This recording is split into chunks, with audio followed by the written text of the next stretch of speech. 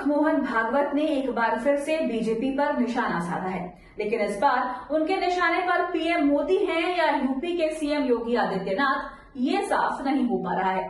आमतौर पर भागवत योगी के खिलाफ बोलते नहीं दिखते हैं, लेकिन केंद्र सरकार को लेकर उनके कई तीखे बयान सामने आ चुके हैं। इस समय यूपी में लगातार मंदिर और मस्जिद के विवाद उठ रहे हैं।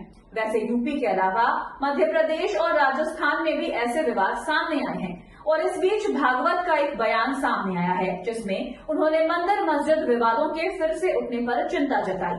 दरअसल संघ प्रमुख पहले भी साफ कर चुके हैं कि अयोध्या आंदोलन में संघ शामिल हुआ था, लेकिन अब किसी दूसरे मंदिर मस्जिद विवाद में वो शामिल नहीं होगा। ऐसे में सवाल ये उठ रहे हैं कि बीजेपी की सरकारें मंदिर मस्जिद को लेकर जो विवाद खड़ा कर रही हैं, क्या उस पर अब रोक लगेगी? तो क्या कहा है भागवत ने, इसी पर आज हम अपनी स्पेशल रिपोर्ट में करेंगे बात। नमस्कार, आपके साथ मैं देवश्री भट्टाचार्य गोस्वामी।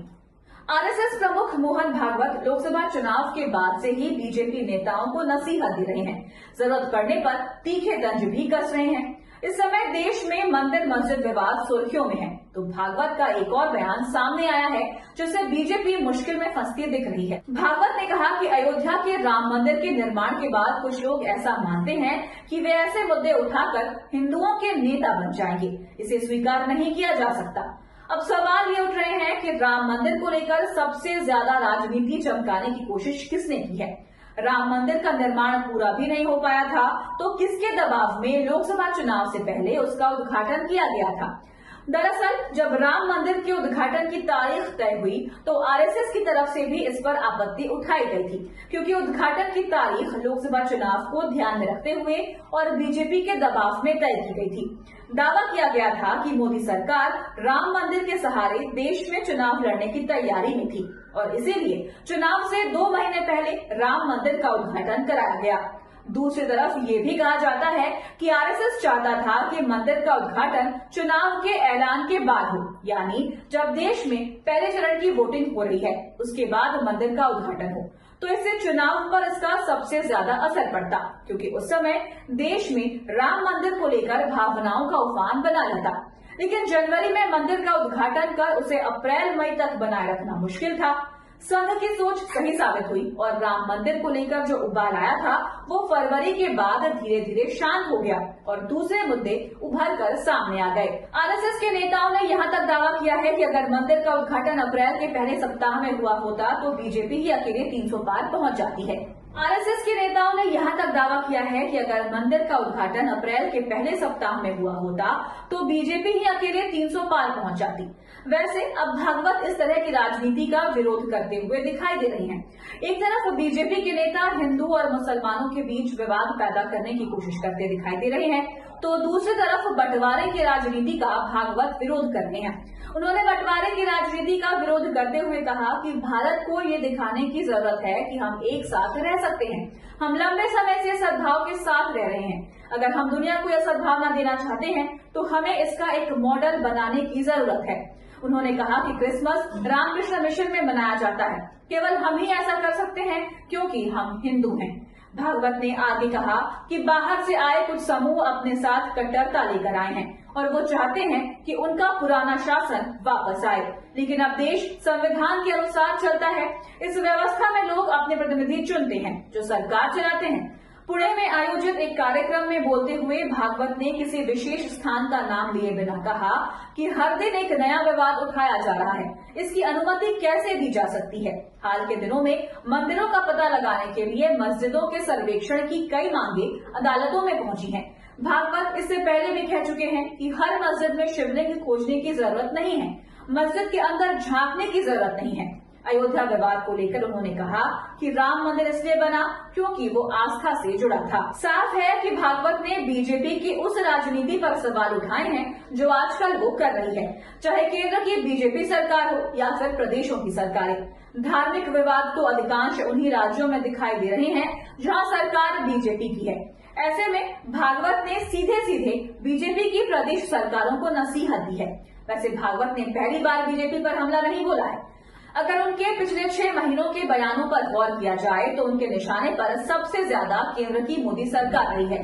भागवत ने सरकार के खिलाफ बयान तो बहुत तीखे दिए हैं, लेकिन कभी भी पीएम या किसी दूसरे नेता का नाम नहीं लिया। भागवत ने लोकसभा चुनाव के बाद कहा था कि व्यक्ति को अहंकार से दूर रहना चाहिए, नहीं तो वो गड्ढे में गिर सकता है। दरअसल लोकसभा चुनाव में बीजेपी की तरफ से 400 पार का नारा दिया गया था। बीजेपी के नेता ये मानने को ही तैयार नहीं थे कि विपक्षी गठबंधन मुकाबले में है। चुनाव से पहले ही सरकार बनाने की तैयारी और किसे कौन सा मंत्रालय दिया जाना है, चर्चाएं तक बीजेपी के अंदर शुरू हो गई थी। लेकिन जब चुनाव परिणाम सामने आए तो बीजेपी के पैरों तले जमीन खिसक गई थी। पार्टी बहुमत से दूर रह गई थी। चुनाव में बीजेपी और संघ के बीच दूरियां भी दिखाई दी। पार्टी अध्यक्ष जेपी नड्डा ने तो यहां तक कह दिया था कि हमें आरएसएस की जरूरत नहीं है। और बाद में जब बीजेपी बहुमत से दूर रह गई तो भागवत ने सीधे पीएम मोदी को ही निशाने पर ले लिया था। उनका एक बयान सामने आया था जिसमें भागवत ने कहा था कि इंसान सुपरमैन बनना चाहता है। सुपरमैन बनने के बाद वो देवता बनना चाहता है, फिर भगवान बनना चाहता है। लेकिन अभी ये नहीं समझना चाहिए कि बस अब हो गया। उन्हें लगातार काम करते रहना चाहिए क्योंकि विकास का कोई अंत नहीं है। कांग्रेस ने भागवत के इस बयान को पीएम मोदी के लिए बताया था। लोकसभा चुनाव के बाद भागवत ने कहा था कि चुनाव के बाद बाहर का माहौल अलग है, नई सरकार भी बन गई है। ऐसा क्यों हुआ? संघ को इससे मतलब नहीं है। संघ नतीजों के विश्लेषण में नहीं उलझता। लोगों ने जनादेश दिया है, सब कुछ उसी के अनुसार होगा। क्यों, कैसे, संघ इसमें नहीं पड़ता। दुनिया भर में समाज में बदलाव आया है जिससे व्यवस्थागत बदलाव हुए हैं। यही लोकतंत्र का सार है। पीएम मोदी के मणिपुर नहीं जाने पर भी भागवत निशाना साध चुके हैं। उन्होंने कहा था कि 1 साल से मणिपुर शांति की राह दिख रहा है। इससे पहले 10 साल शांत रहा और अब अचानक जो कलह वहां पर उजाया गया, उसकी आग में मणिपुर अभी तक जल रहा है, त्राही त्राही कर रहा है। इस पर कौन ध्यान देगा?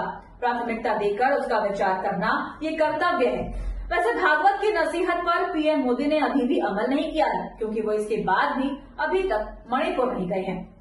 वैसे भागवत की नसीहत पर पीएम मोदी ने अभी भी अमल नहीं किया है क्योंकि वो इसके बाद भी अभी तक मणिपुर नहीं गए हैं और न ही संसद में मणिपुर पर कुछ बोलने को तैयार हैं। इससे पहले भागवत ने जाति व्यवस्था और आरक्षण पर भी अपना रुख साफ किया था।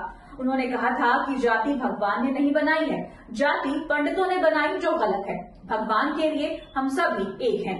हमारे समाज को बांटकर पहले देश में आक्रमण हुए, फिर बाहर से आए लोगों ने इसका फायदा उठाया। उन्होंने समाज के दबे वर्गों को मिलने वाले आरक्षण पर कहा कि संघ ने कभी भी कुछ खास वर्गों को दिए जाने वाले आरक्षण का विरोध नहीं किया है। संघ का मानना है कि जब तक जरूरत है आरक्षण जारी रहना चाहिए। भागवत ने ये बात भाजपा और कांग्रेस के बीच आरक्षण को लेकर चल रहे बयानों के बाद कही। तो आपको हमारा ये वीडियो कैसा लगा, हमें कमेंट करके अपनी राय जरूर दीजिएगा। अगर आप ये वीडियो फेसबुक पर देख रहे हैं तो हमारे पेज को लाइक करें और अगर आप ये वीडियो यूट्यूब पर देख रहे हैं तो हमारे चैनल को सब्सक्राइब करना ना भूलें और देखते रहिए द धाकड़ न्यूज और बेल आइकन दबाना ना भूलें।